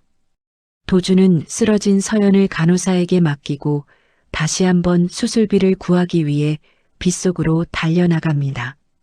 도주는 과거 자신을 형님이라 부르며 따르던 사업 파트너들의 사무실을 일일이 찾아가지만 문전박대를 당하거나 조롱 섞인 비웃음을 삽니다. 도준이 무릎을 꿇고 구걸에 가까운 부탁을 하자 한때 동생 같았던 김 대표가 도준의 얼굴에 명함을 던지며 거만하게 말했습니다. 강 대표, 아니 강 씨, 이제 그만하지? 빈털터리한테 빌려줄 돈은 1원도 없어. 가서 내 엄마한테나 빌려. 도준은 빗물과 눈물이 범벅이 된 얼굴로 사무실 밖으로 쫓겨나며 세상이 얼마나 차갑고 비정한지 온몸으로 절감합니다. 비참한 마음으로 병원으로 돌아가던 도준의 휴대폰으로 이웃 주민의 다급한 전화가 걸려오고 도준은 화원에 불이 났다는 소식에 미친 듯이 차를 돌립니다. 화원에 도착했을 때 이미 도준이 피땀 흘려 지은 보금자리는 거대한 불길에 휩싸여 있었고 도준은 제지하는 사람들을 뿌리치고 불길 속으로 뛰어듭니다. 도준이 타오르는 연기 속에서 서연의 태교 일기와 아이들의 베넷 저고리를 가슴에 품고 나오다 무너지는 서량의 팔과 어깨를 심하게 데이며 비명을 지릅니다. 불길 속에서 간신히 빠져나온 도준은 잿더미가 된 집을 보며 넋이 나간 채 자리에 주저앉습니다. 전신에 화상을 입고 병원으로 돌아온 도준은 중환자실 복도 유리창에 머리를 박고 죽어가는 아들을 향해 피눈물을 흘리며 기도합니다. 도준이 떨리는 목소리로 신을 향해 가슴을 쥐어뜯으며 간절하게 속삭였습니다. 신이시여, 제발 우리 민준이 좀 살려주세요. 제 목숨을 지금 당장 가져가셔도 좋습니다. 제발 저 어린 생명만은 살려주세요. 도준의 기도는 어두운 병원 복도에 힘없이 퍼져나가고 도준의 화상 입은 상처에서는 진물이 흘러나와 옷을 적시지만 도준은 통증조차 느끼지 못합니다. 화재 현장을 조사하던 경찰관들이 병원으로 찾아와 도준에게 방화 가능성을 시사하며 누군가 고의로 인화 물질을 뿌린 흔적이 발견되었다고 전합니다. 도준이 경찰관의 말을 들으며 어머니 박 여사와 성운의 얼굴을 떠올리고는 주먹을 꽉 쥐며 부르르 떨었습니다. 도준이 경찰관을 매서운 눈빛으로 응시하며 낮은 목소리로 물었습니다. 누군지 반드시 잡아주세요. 우리 아이 목숨까지 위협하는 그 인간들, 제가 제 손으로 죽여버리기 전에요.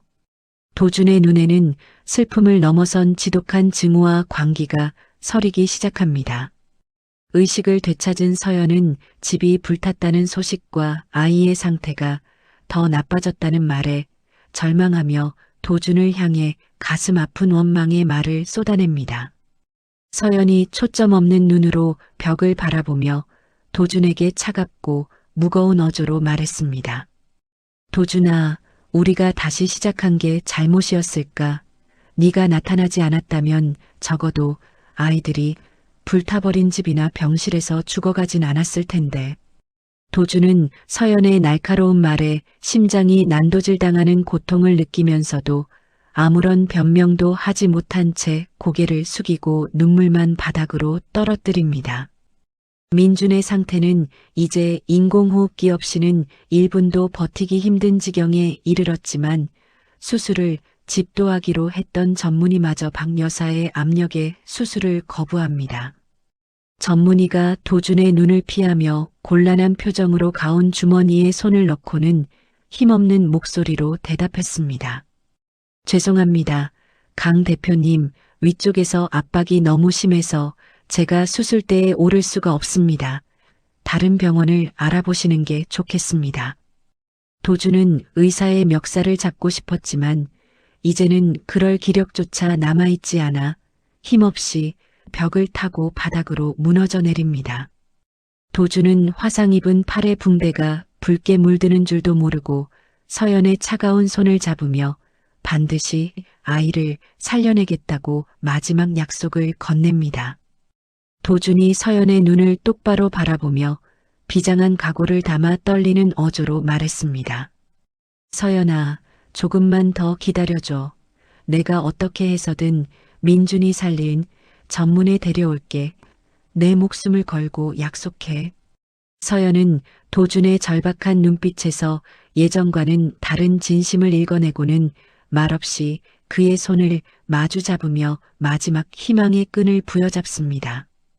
도준은 마지막 수단으로 성운의 사무실을 찾아가 비서들의 제지를 뚫고 성운의 집무실 문을 발로 차서 열고 들어갑니다. 도준이 성운의 책상 앞에 서서 잠시 그를 노려보더니 이내 바닥에 무릎을 꿇고 고개를 조아리며 자신의 모든 것을 바칠 준비가 되었음을 선언합니다. 도준이 성운의 구두 앞에 머리를 대고는 쉰 목소리로 처절하게 외쳤습니다. 성운아, 네가 이겼어. 내 목숨이든 내 장기든 뭐든 다 가져가. 대신 우리 민준이 수술할 수 있게만 해줘. 제발 부탁이다. 성운이 의자에 깊숙이 몸을 묻고 도준의 비참한 모습을 내려다보며 묘한 미소를 짓는 순간 이들의 이야기는 긴장감 넘치는 마무리를 향합니다. 다음 날 새벽 전신에 화상을 입어 붕대를 칭칭 감은 도준이 성운의 집무실 소파에 몸을 깊숙이 묻은 채 성운의 구두 앞에 서류 봉투 하나를 툭 떨어뜨리며 쉰 목소리로 말했습니다. 여기 내 신체 장기 기증 서약서랑 우리 회사 마지막 남은 기술 특허권 양도 서류야. 네가 서연이랑 우리 민준이만 살려준다면 내 이름도 내 목숨도 이 세상에서 깨끗이 지워져도 좋아. 도준이 고통으로 일그러진 얼굴을 들어 성운을 응시하자 성운은 도준의 화상 입은 손등에서 뚝뚝 떨어지는 진물을 보고 큰 충격에 빠진 듯 입술을 파르르 떨며 서류를 내려다봅니다.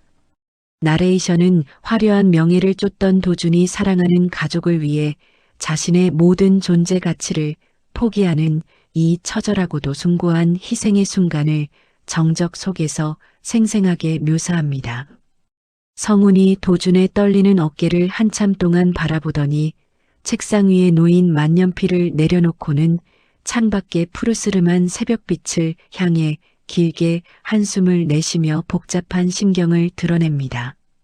성운이 의자에서 일어나 도준의 앞에 서서 낮은 목소리로 응조렸습니다. 강도준, 너 정말 미친놈이구나. 서연이를 향한 내 마음이 이 정도일 줄은 몰랐어. 내가 서연이를 갖고 싶어 했던 건 사랑이 아니라 너에 대한 열등감이었나 봐. 성운은 비로소 자신의 일그러진 집착을 인정하며 도준의 어깨에 손을 올렸고 두 남자 사이를 감돌던 살벌한 대립의 기운은 서서히 걷히고 그 자리에 한 아이를 살리겠다는 공동의 목표가 들어앉습니다. 성운이 곧바로 수화기를 들어 자신의 의료계 인맥을 총동원하며 세계적인 심장 권위자들을 한자리에 모으기 위한 긴급 연락을 돌리기 시작하고 도준이 넘긴 특허권을 담보로 병원 이사회를 압박하여 민준의 수술비를 단숨에 해결합니다. 성운이 비서에게 단호한 어조로 명령했습니다. 박 여사님이 보낸 경호원들 당장 병원에서 다 철수시켜 지금부터 이 환자는 내가 직접 관리한다. 만약 이사회에서 딴소리 나오면 내 직위 걸겠다고 전해. 성운의 신속한 조치로 박 여사가 쳐놓았던 거대한 방해의 그물망은 순식간에 찢겨나가고 민준을 살리기 위한 희망의 엔진이 다시금 세차게 돌아가기 시작합니다. 도준은 화상의 통증이 온몸을 난도질하는 와중에도 민준에게 직접 피를 나눠주기 위해 체열 침대에 누워 바늘이 살을 파고드는 감각을 묵묵히 견뎌냅니다. 도준이 옆 침대에 누워있는 작은 민준의 손을 보며 간절한 눈빛으로 혼잣말을 중얼거렸습니다. 민준아, 아빠 피가 내 몸속에 들어가서 널 꼭 살려줄 거야. 조금만 더 힘을 내줘. 아빠가 대신 아플게. 도준의 헌신적인 수혈 과정에서 도준의 혈액형과 조직이 민준과 기적처럼 완벽하게 일치한다는 사실이 밝혀지고 수술을 준비하던 의료진조차 천륜의 신비로움에 경탄하며 수술 준비에 박차를 가합니다. 서연은 수술실 앞에서 휠체어에 앉아 도준이 자신들을 위해 목숨을 걸고 화재 현장에 뛰어들었으며 장기 기증까지 결심했다는 사실을 지혜를 통해 전해 듣고는 가슴을 쥐어뜯으며 오열합니다. 서연이 수술실 문에 머리를 기대고 눈물을 쏟으며 갈라진 목소리로 울부짖었습니다. 도준아, 내가 미안해. 내 진심도 모르고 나쁜 말만 골라서 했어. 제발 살아서 나와줘. 우리 민준이랑 같이 살아서 나와야 해. 서연은 그동안 도준을 향해 세워두었던 날 선 가시들을 모두 내려놓고 오직 남편과 아이의 무사생한만을 빌며 수술실의 붉은 등이 꺼지기만을 애타게 기다립니다. 한편 지혜는 박 여사가 서연의 불임을 조작했던 당시의 녹음 파일과 화원 방화를 사주하며 부하들에게 건넸던 자금 이체 내역이 담긴 결정적인 증거물들을 들고 경찰서를 찾아갑니다. 지혜가 형사에게 서류 봉투를 건네며 정의감에 불타는 목소리로 강하게 말했습니다. 이게 다 박 여사가 저지른 짓이에요. 한 가정을 파괴하고 갓 태어난 아이들의 목숨까지 위협한 악마 같은 짓이라고요. 당장 잡아 넣어주세요. 지혜의 용기 있는 고발로 박 여사의 추악한 실체가 세상 밖으로 드러날 준비를 마치고 법의 심판이라는 거대한 파도가 박 여사의 성벽을 향해 무섭게 밀려들기 시작합니다. 민준의 심장 수술은 무려 10시간이 넘는 대장정으로 이어지고 성우는 수술실 안에서 세계 최고의 권위자들과 함께 아이의 작은 심장을 다시 뛰게 하기 위해 온 신경을 집중합니다. 성훈이 수술 장갑을 낀 손을 미세하게 움직이며 보조의사들에게 냉철한 어조로 지시했습니다. 출혈 잡고 판막 위치 고정하세요. 조금만 더 힘내면 아이 살릴 수 있습니다. 포기하지 마세요. 수술실 밖 복도에는 도준과 서연 그리고 지혜와 서연의 부모님까지 모두 모여 숨을 죽인 채 수술실 문틈으로 새어나오는 작은 소리 하나에도 가슴을 졸이며 간절한 기도를 이어갑니다.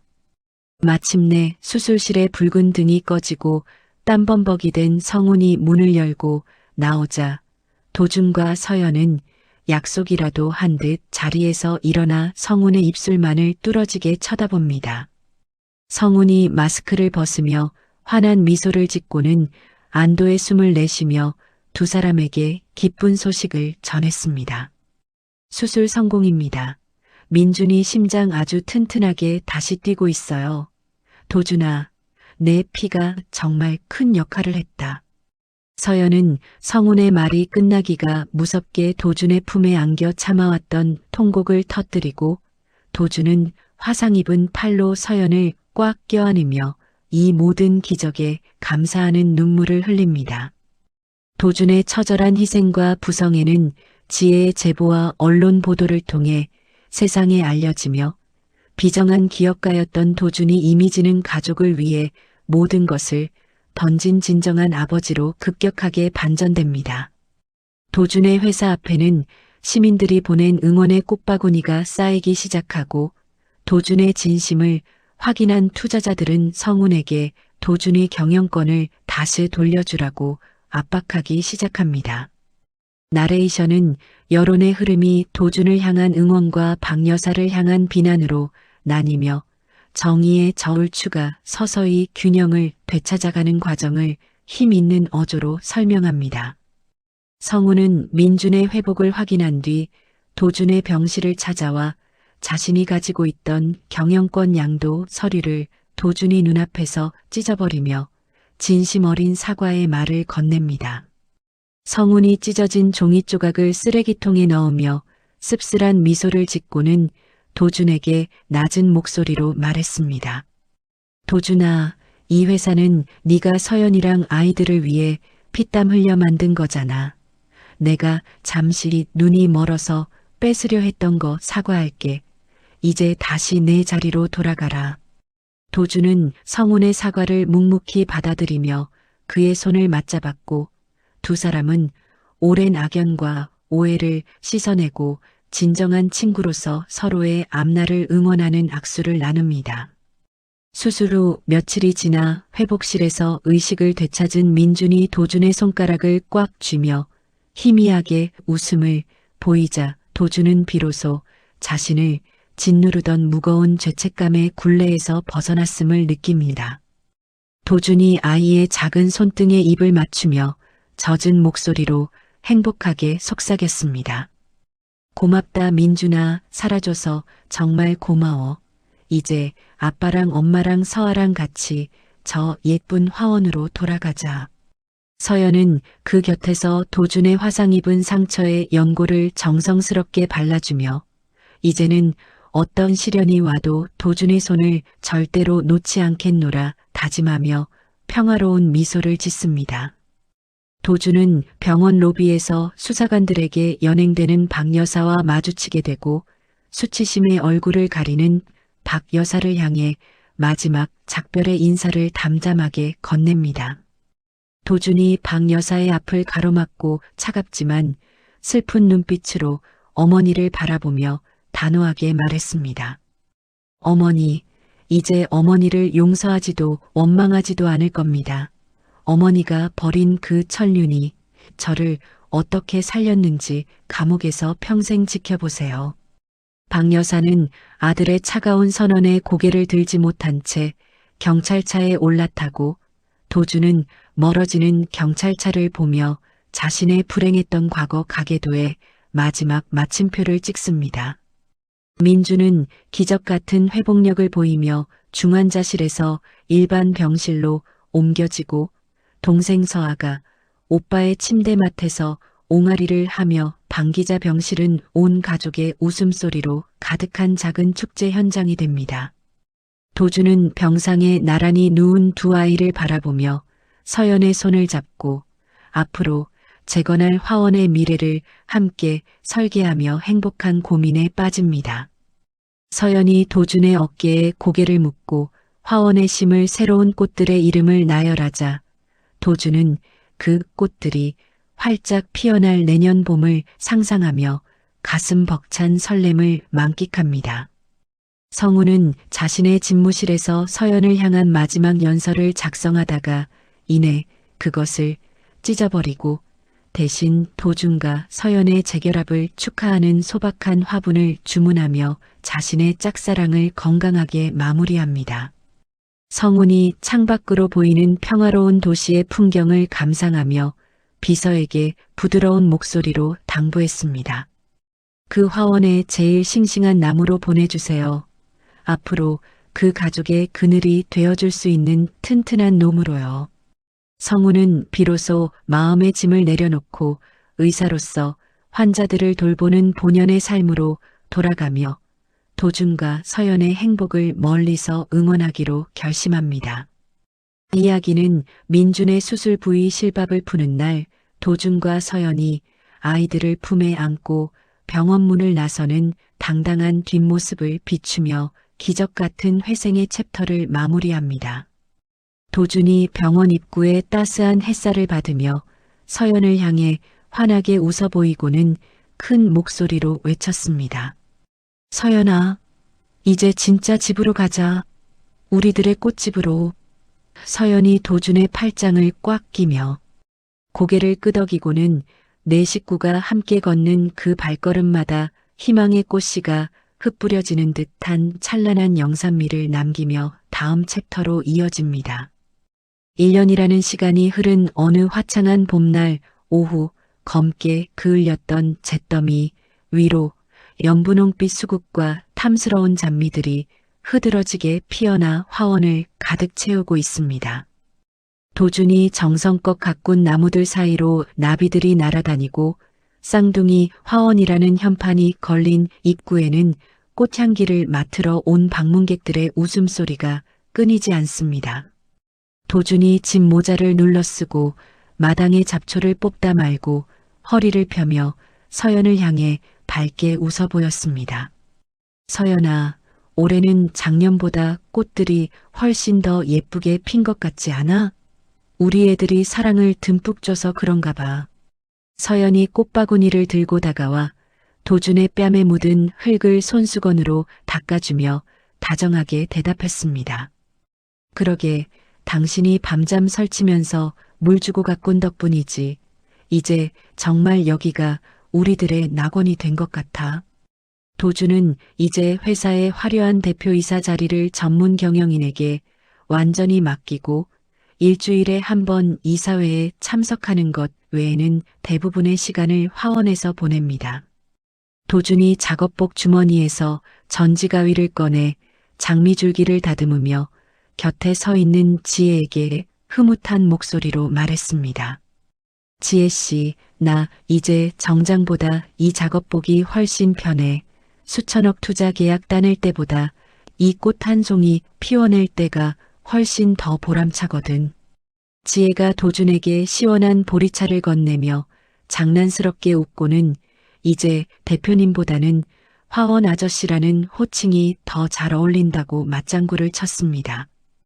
도준은 비로소 돈과 명예라는 무거운 짐을 내려놓고 한 여자의 남편이자 아빠로서 누리는 평범한 일상의 가치를 온몸으로 만끽합니다. 수술실로 향하던 가녀린 모습은 온데간데 없이 첫째 민주는 가슴에 훈장처럼 남은 수술 흉터를 보란 듯이 드러내고 마당 여기저기를 씩씩하게 뛰어다닙니다. 민준이 도준의 다리를 꽉 껴안으며 초롱초롱한 눈망울로 고개를 들어 물었습니다. 아빠, 저기 나비가 꽃이랑 뽀뽀하고 있어요. 저도 꽃처럼 예쁘게 크는 거 맞죠? 도준이 민준을 번쩍 들어 올려 목마를 태우며 세상에서 가장 행복한 아빠의 목소리로 대답했습니다. 그럼 우리 민준이는 세상에서 가장 튼튼하고 예쁜 꽃이지. 아빠가 매일매일 사랑의 물줄기를 줄게. 둘째 서하는 도준을 쏙 빼닮은 영리한 눈빛으로 오빠의 뒤를 쫓아다니며 화원 구석구석에 가족의 웃음꽃을 피워냅니다.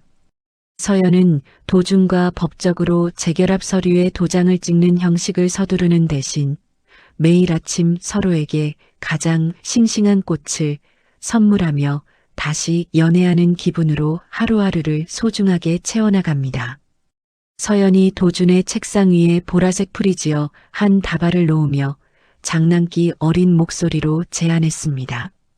강도준 씨, 오늘 저녁에 우리 애들 재워놓고 마당에서 와인 한 잔 어때? 당신이 좋아하는 노래도 틀어놓고 말이야. 도준이 서연의 허리를 슬쩍 감싸 안으며 그녀의 귓가에 대고 달콤하게 속삭였습니다. 와인만 마시기엔 너무 아쉬운데 우리 오늘 밤엔 별 보면서 밤새도록 이야기하자. 너한테 하고 싶은 말이 아직도 산더미처럼 쌓여 있거든. 성우는 가끔 화원을 방문해 민준의 건강 상태를 꼼꼼히 체크해주는 든든한 주치의이자 이제는 도준과 술잔을 기울이며 속내를 터놓는 가까운 이웃사촌으로 남았습니다. 성훈이 청진기를 거두며 민준의 머리를 쓰다듬고는 도준을 향해 만족스러운 미소를 지어 보였습니다. 도준아, 민준이 심장 박동이 아주 규칙적이고 건강해. 네가 화원을 공기 좋은 곳에 지은 게 정말 신의 한 수였던 것 같다. 도준이 성훈의 어깨를 툭 치며 고마운 마음을 담아 진심 어린 목소리로 대답했습니다. 다 내 덕분이지. 성훈아, 그때 네가 도와주지 않았다면 우리 가족은 지금 여기 없었을 거야. 정말 고맙다. 성훈은 비로소 집착에서 벗어나 진정한 우정의 의미를 깨닫고 두 사람의 행복을 위해 기꺼이 자신의 자리를 지킵니다. 쌍둥이의 첫 돌이 다가오자 화원 식구들은 아이들의 생일 잔치를 준비하며 분주하게 움직이고 도주는 1년 전 그날을 떠올리며 조용히 휴대폰을 꺼내 듭니다. 도준이 화원 입구에 서서 서연에게 처음으로 전화를 걸었던 1년 전의 그 장소로 걸어가 천천히 신호음을 기다립니다. 나레이션은 도준의 머릿속에 6개월 전 오만했던 자신의 모습과 서연의 비명소리가 들려오던 절망적인 순간이 주마등처럼 스쳐 지나가는 과정을 묘사합니다. 도준은 이제 과시가 아닌 진심을, 증오가 아닌 사랑을 담아 수화기 너머로 들려올 그녀의 목소리를 애타게 기다립니다. 통화 연결음 너머로 서연의 밝고 씩씩한 목소리가 들려오자 도준은 가슴 밑바닥에서 뜨거운 무언가가 울컥 치밀어 오르는 것을 느끼며 눈시울을 붉힙니다. 도준이 떨리는 목소리로 수화기에 대고 세상에서 가장 진실한 고백을 건넸습니다. 서연아, 1년 전에 내가 너한테 전화를 걸었을 때 말이야. 사실은 너무 미안해서 죽고 싶었어.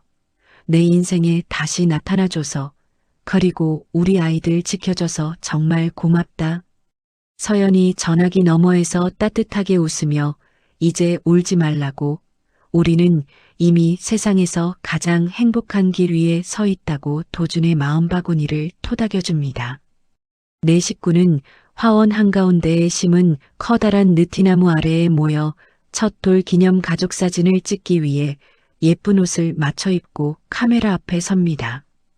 도준이 민준과 서아를 양팔에 하나씩 안고 서연의 어깨를 감싸주며 사진사를 향해 환하게 미소 지었습니다. 자, 우리 가족 여기 보세요. 민준아, 서아야, 아빠랑 같이 웃어야지. 치즈. 카메라 셔터 소리와 함께 터진 플래시 불빛 속에는 과거의 고통이나 상처는 온데간데 없고 오직 찬란한 희망과 단단한 결속만이 가득 담긴 행복한 찰나가 기록됩니다. 나레이션은 이 사진이 앞으로 수십 년 동안 화원의 거실을 지키며 가족의 역사가 될 것임을 생생하게 설명합니다. 사진 촬영을 마친 도준은 마당에 돗자리를 펴고 앉아 아이들에게 나중에 커서 어떤 사람이 되고 싶으냐고 묻고 아이들의 순수한 대답에 화원 전체가 웃음바다가 됩니다. 민준이 도준의 목을 꼭 끌어안으며 우렁찬 목소리로 외쳤습니다. 나는 우리 아빠처럼 멋진 사람이 될 거예요. 아빠처럼 꽃도 잘 심고 우리 엄마도 잘 지켜주는 용감한 대장이 될래요. 도준은 아들의 말 한마디에 세상을 다 얻은 듯한 표정을 지으며 아이의 작은 등을 쓰다듬었고 서아 역시 아빠가 최고라며 도준의 뺨에 뽀뽀 세례를 퍼붓습니다. 도준은 비로소 자신이 세상에서 가장 성공한 사람이 되었다는 사실을 아이들의 맑은 눈망울을 통해 확인합니다. 저물어가는 석양을 배경으로 도준과 서연은 서로의 어깨를 감싸 안은 채 앞으로 다가올 수많은 시련도 함께라면 거뜬히 헤쳐나갈 수 있다는 확신을 나눕니다. 도준이 서연의 손을 잡고 붉게 물든 하늘을 응시하며 조용하고 단호하게 약속했습니다. 서연아, 이제 어떤 태풍이 불어와도 내가 내 앞을 가로막는 든든한 담장이 되어줄게. 우리 절대로 이 손 놓지 말자. 서연이 도준의 품으로 더 깊숙이 파고들며 고개를 끄덕였고 두 사람의 그림자는 화원의 꽃길 위로 길게 늘어지며 하나의 온전한 선이 되어 겹쳐집니다. 나레이션은 어둠이 내려앉는 화원이 이제 더 이상 두려운 장소가 아닌 내일의 해를 기다리는 평화로운 안식처임을 강조합니다. 화원 한쪽에 마련된 작은 갤러리에는 도준과 서연이 고난을 극복해온 과정이 담긴 사진들과 서연이 직접 만든 아파들이 전시되어 방문객들에게 감동을 선사합니다. 도준이 갤러리 벽면에 걸린 잿더미 속에서 건져낸 서연의 낡은 태교 일기를 매만지며 관람객들에게 낮은 목소리로 설명했습니다. 이게 우리 가족의 보물 1호입니다. 이 일기장이 없었다면 저는 아마 아직도 길을 잃고 헤매고 있었을 겁니다. 방문객들은 도준의 이야기를 들으며 눈시울을 붉히기도 하고 진심 어린 박수를 보내기도 하며 진정한 가족의 의미를 되새기는 시간을 가집니다. 잔치가 끝나고 모두가 잠든 고요한 밤, 서연은 도준을 조용히 테라스로 불러내 예쁜 리본이 묶인 작은 상자 하나를 깜짝 선물로 건넵니다. 도준이 의아한 표정으로 상자를 열자 그 안에는 아기 신발 한 켤레와 함께 두 줄이 선명하게 그어진 임신 테스트기가 놓여 있습니다. 도준이 눈을 크게 뜨고 서연을 바라보며 믿기지 않는다는 듯 감격에 겨워 외쳤습니다. 서연아, 이거 정말이야? 우리한테 셋째가 생긴 거야? 세상에 정말 고맙다. 나 정말 세상을 다 얻은 것 같아. 도준은 세상을 다 얻은 듯한 환호성을 지르며 서연을 번쩍 들어 올려 빙글빙글 돌렸고 밤하늘의 별들도 이들의 새로운 축복을 축하하듯 반짝입니다. 도준은 과거 자신을 버리고 무시했던 처가 식구들과도 이제는 완전히 화해하여 명절마다 온 가족이 모여 북적이는 진정한 가정을 이루게 되었습니다. 서연의 아버지가 도준의 잔에 막걸리를 가득 채워주며 껄껄 웃으며 도준의 등을 힘차게 두드렸습니다. 강서방, 이제 자네는 명실상부한 우리 집안의 기둥이야. 이 못난 장인 밑으로 들어와서 고생 많았네. 고맙네 정말. 도준은 장인어른의 잔을 정중히 받으며 이제는 정말 남이 아닌 진짜 식구가 되었다는 안도감에 마음이 훈훈해집니다. 도준의 어머니인 박 여사는 비록 곁에 없지만 도준은 이제 증오를 버리고 그 빈자리를 서연의 가족이 주는 따뜻한 사랑으로 가득 채웁니다. 도준은 매일 아침 화원 문을 열며 싱그러운 꽃들에게 물을 주고 오늘도 우리에게 소중한 하루를 주셔서 감사합니다라고 나지막이 의조리며 하루를 시작합니다. 도준이 이슬 맺힌 잎사귀들을 손으로 부드럽게 쓰다듬으며 오늘 배달 나갈 꽃바구니를 정성스럽게 리본으로 묶어 차에 싣습니다. 서연이 잠이 덜 깬 모습으로 나와 도준의 등에 매달리며 오늘 아침 메뉴는 뭐냐고 애교 섞인 투정을 부리자 도준은 그녀를 보며 세상에서 가장 달콤한 미소를 지어 보입니다. 나레이션은 거창한 성공이 아닌 사랑하는 사람과 마주 앉아 밥을 먹고 꽃을 가꾸는 이 소박한 일상이 도준이 찾은 진정한 인생의 정답임을 말해줍니다. 이야기는 네 식구가 손을 잡고 끝없이 펼쳐진 꽃길을 걸어가는 행복한 뒷모습을 배경으로 진정한 성공은 사랑하는 사람과 함께 걷는 것임을 전하며 막을 내립니다. 도준이 한 손으로는 민준을, 다른 한 손으로는 서연의 손을 꽉 잡고 찬란하게 쏟아지는 햇살 속으로 당당하게 걸어나갔습니다. 서연이 도준의 옆 얼굴을 바라보며 우리 이제 정말 행복해지자고 약속하자 도준은 힘차게 고개를 끄덕이며 그녀의 손에 더 힘을 줍니다. 화면 가득 화사한 꽃잎들이 흩날리며 이들의 앞날을 축복하고 내 가족의 그림자가 꽃길 위에 길게 새겨지는 찬란한 엔딩과 함께 모든 이야기가 마무리됩니다. 인생의 가장 화려한 순간에 모든 것을 잃었다고 생각했던 한 남자가 가장 낮은 곳에서 진짜 소중한 것이 무엇인지 깨닫고 다시 일어서는 과정을 함께 지켜보셨습니다. 돈과 명예, 성공이라는 이름 뒤에 숨어 우리가 정작 놓치고 사는 것들이 얼마나 많은지 다시금 생각해보게 되는 시간이었는데요. 비바람이 몰아치고 불길이 휩쓸고 간 자리에도 사랑이라는 씨앗만 살아있다면 그곳엔 반드시 다시 꽃이 피어난다는 것을 도준과 서연의 화원이 우리에게 보여주었습니다. 지금 여러분의 곁을 지켜주는 소중한 사람의 손을 한 번 더 꼭 잡아보시는 건 어떨까요? 진정한 행복은 화려한 빌딩 꼭대기가 아니라 사랑하는 사람과 마주 앉아 꽃향기를 맡으며 함께 웃을 수 있는 바로 오늘 이 순간에 있을지도 모릅니다. 도준과 서연의 이야기가 여러분의 마음에도 작은 위로의 꽃 한 송이가 되었기를 바랍니다. 이야기를 끝까지 들어주신 분이 계시다면 잘 들었다고 댓글 하나만 남겨주세요. 감사합니다.